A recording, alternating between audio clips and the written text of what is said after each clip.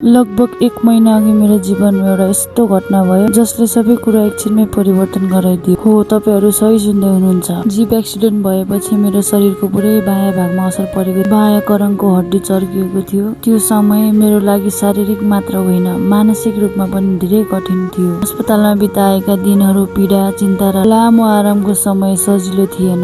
कहिलेकाहीँ लाग्थ्यो अब पहिले जस्तो जीवनमा फर्किन सकुला कि नसकुला भनेर। तर भगवानको कृपा, परिवारको माया र साथ दिने सबैको हौसलाले गर्दा आज म पहिले भन्दा धेरै राम्रो अवस्थामा पुगेको छु। जीवनले मलाई सिकाएको छ कि जति गाह्रो परिस्थिति आए पनि कहिले हार नमान्नु।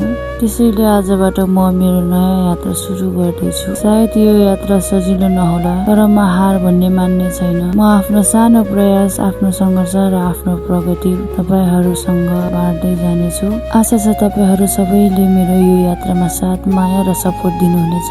तपाईहरुको मायाले पनि मलाई अझ अगाडि बढ्ने हौसला दिनेछ र म विश्वास गर्छु कि यो यात्रा एक दिन सुन्दर सम्झना बन्नेछ र मेरो यो नयाँ सुरुवातमा साथ दिनुहोला। See you on next video. Bye bye.